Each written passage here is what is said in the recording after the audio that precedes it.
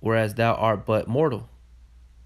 Why hast thou not considered in thy mind this thing that is to come, rather than that which is present? Then answered I and said, O Lord, thou bearest rule, thou hast ordained in thy law that the righteous should inherit these things, but the ungodly should perish. And it's true. You know what I'm saying? Verse 18. Nevertheless, the righteous shall suffer straight things and hope for wide. You see? That's what we're hoping for, the wide, man. We're hoping for the kingdom. That's what that wide represents. You know? It says, nevertheless, the righteous shall suffer straight things and hope for the wide. See, it says he's telling us that the righteous shall suffer. So we're going to suffer, man. What is suffering? It means pain, to hurt. You know, it don't mean because we have this knowledge, wisdom, and understanding that we're exempt from pain, man. Look what Yahweh Shai was the son of Yahweh Bashem or Yahweh, and he still had to be face death. He had to taste death. You know, he had to go through being persecuted and hated and mocked. You know, by his own people, man, and by the heathens too. Let me find his other scripture, Akim. See. See here. If I can find it.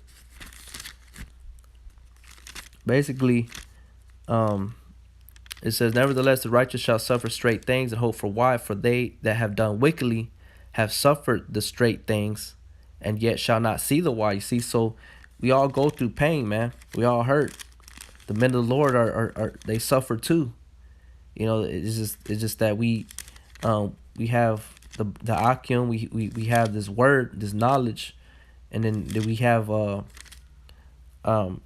duties. We have our job to do, going on the highways and the byways, which is of a form of refreshing, you know, of a refreshment. You know, we rejuvenate ourselves by doing the things that we do. You know, this is in the book of Sirach 9 and 12. It says, turn you to the stronghold, ye prisoners of hope. Even today do I declare that I will rend double unto thee. You know, so we turn to the stronghold, which is Yahweh Shai, man. You prisoners of hope. We're prisoners of hope. You know, it says, and hope for wide, that the righteous shall suffer straight things, and hope for wide. You know, for they that have done wickedly have suffered straight things, and yet shall not see the wide. You know, they're not going to see the be caught up in the chariot and brought back down, you know, with Yahweh Shai. You know, they're going to die on this side. Verse 19, and he said unto me, there is no judge above Yahweh, and none that hath understanding above the highest. For there be many that perish in this life, because they despise the law of Yahweh that is set before them. You know, and that's another thing, is that they don't want to be, you know, under Yahweh by Shem Yahweh Shai, because there's certain things and guidelines that you have to follow after, which make it that much harder, you know, because you have to start denying yourself. You have to start resisting the flesh and things of that nature. So not only are we subject to payments and having to keep a job and work and get fired or quit jobs and go to another job, or get evicted from a house or an apartment and then get another apartment, we're faced with the things of pleasing Yahweh by Shem Yahweh Shai as well, man. You know, but Paul said, take these things cheerfully, you know. For there be many that perish in this life, because they despise the law of Yahweh that is set before them. For Yahweh hath given straight commandment to such as came, that they should do to live, even as they came, and what they should observe to avoid punishment. You know, so that punishment that we're trying to avoid, or we're avoiding, is that fire, man, or being caught and delivered into the hand of our enemy, where they're going to do whatever they want, torture, do, you know, manner of evil to you. And the only way we can escape those things is through Yahweh Shai, man. Suffering, you know, going through much tribulation to be found worthy, you know. Nevertheless, they were not obedient unto him, but spake against him, and imagined vain things, and deceived themselves by their wicked deeds, and said of the Most High that he is not, and knew not his ways. But his law have they despised, and denied him, or denied his covenants, and his statutes they have not been faithful, and have not performed his works. It says, and therefore Esdras, for the empty are empty things, and for the full are the full things. So that's what we want. We want the full, you know. So I'm going to go from there and end it with this scripture. In Romans 8:22, it says, for we know that the whole creation groaneth and travaileth in pain together until now.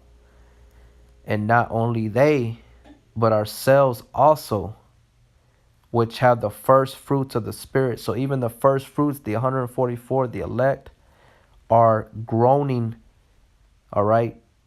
They are in pain, all right? So I'm going to look up that word, groaning. Well, let me finish reading. It says, not only they, but ourselves also, which have the first fruits of the Spirit, even we ourselves groan within ourselves, waiting for the adoption, to wit, the redemption of our body. So I'm going to look up that word groan here in the blue letter. All right, it says, let me see. Stenazo,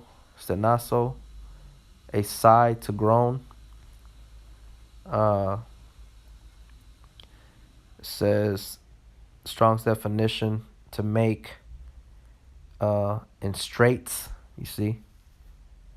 That is, by implication, to sigh, murmur, pray inaudibly, with grief, groans, grudge, sigh. You know, so it's to make in straits, man. You're gonna be in pain. You know, I brought up that word straight in the book of Matthew, and that narrow path represents that straight path, man. So that groaning is it's synonymous to that. It's what you're gonna go through, man. Suffer. All right. So I'm gonna bring out the definition. Groan. There's one I had. See.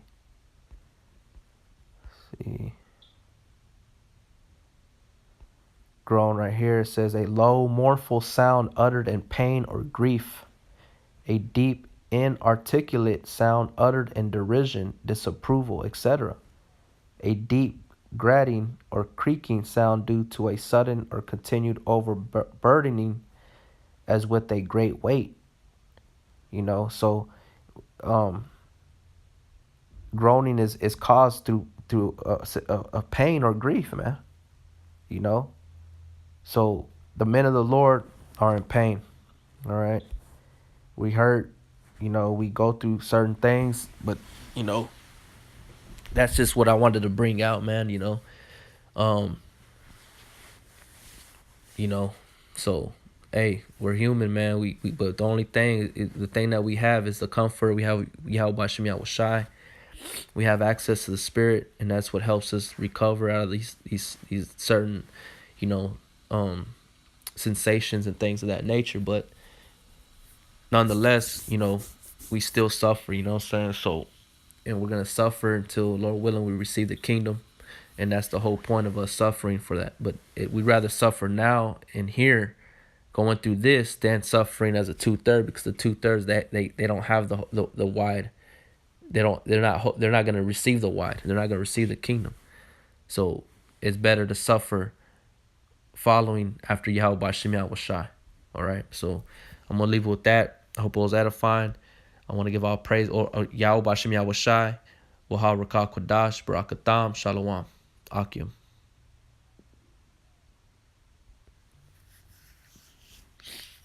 And I gotta let this the video continue to play, because I'm noticing on my videos it's cutting short, and I don't know if it's because, you know, well, obviously this recording that is on my phone is slacking. It's not